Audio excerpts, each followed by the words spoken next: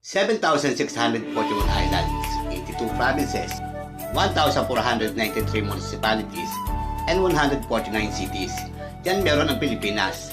But aside from these numbers, you know that Philippines has a lot to offer when it comes to beautiful tourist destinations like Puerto Princesa Underground River, that among the 7 wonders of nature, the perfect shape of Mayong volcano in Albay, and the unique geological formation over 1,200 cone shape in province of Bohol, and the white sand beach of Boracay.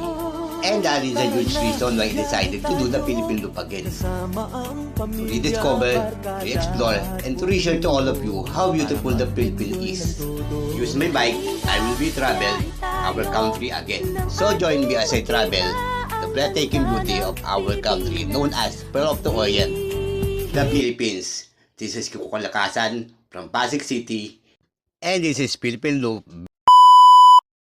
Ito ang simbahan ng Pagsanhan, Laguna. Naitanayo taon 1568 ni Padre Agustin de Magdalena. At siya rin ang unang kura paroko ng simbahang ito. Originally, gawa lang to sa bamboo at nipa at nireconstructed taong 1690. Dito ako ngayon sa harapan ng simbahan ng Pagsanahan at dito mag-start ng aking pang day 22 ng aking pagpipilipin look. Bale, continuation na lang to kasi natapos po na nga nung nagsusod. Ayun. Nakuha ko siya in 20 days kaya tara, padyak. Ito ang kwento sa likod ng pagdalawang araw ko sa aking Philippine Loop South Zone. Nasa may simbahan ng Pagsanahan, nagagahan ako ng mga kunataahon sa bayan ng Kapinti. Tulis lang ang makalsada rito tapos karamihan mga kurbada pa. Kaya kung beginner ka o newbie sa pagbikleta, nako, huwag kang dalaan dito, sigurado mahihirapan ka. At ang isa pa, nakakabuhis at dumaan dito kasi madalas maulan. Pero magaganda naman ang view. Tapos marami kang pwedeng puntahan. Lalo mga yan. Anyway, kaya ako nga pala pinili na dumaan dito kasi gusto kong mapabilis ang pagpunta ko ng Bicol. At ang isa pang dahilan, magaganda ang mga view rito at mapuno. At habang pumapadyak ako, binabayo na ako ng ambon. Kaya naisip ko na lang muna na sumilong. At habang nakasilong, sinabayan ko na ng pagkain ng bibingka. At yan na nga ang naging agahan ko. At pagbalik ko ng kalsada, lusyada na. Nadaan ako ng mga nagtitinda ng bibingka. Kuya, pwede pa CR? So ayun na nga, bigla ako nataye sa bibingka na kinain ko. At pagbalik ko ng kalsada, may nagbigay sa akin ng 50, pabas ko raw.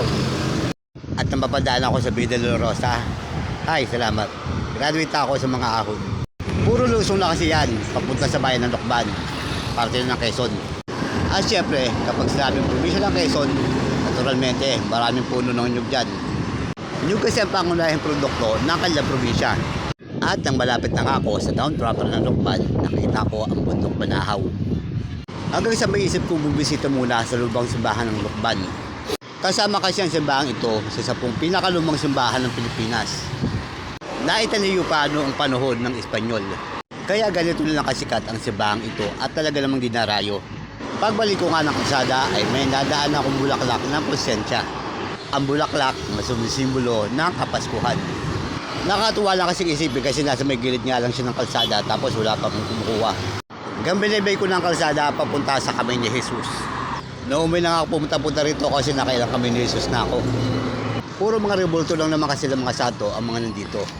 At ang mga kwento sa Bible katulad ng Noah's Ark, Nativity at Resurrection. Pero thankful pa rin tayo kasi may mga santong Pilipino na nandito katulad ni San Lorenzo Ruiz at Pedro Calungsod. Pero ang talagang dinarayo na mga nagpupunta rito ay ito, ang grotto. Kailangan mo umakyat na 320 step bago marating ang grotto na yan. Shoutout nga pala sa mga siklista na to na nagpa-picture sa akin. At paglabas ko ng kami ni Jesus, kumain muna ako ng pansit na habhab. Tapos, puro lusong na hanggang sa makalabas ako ng Lukban.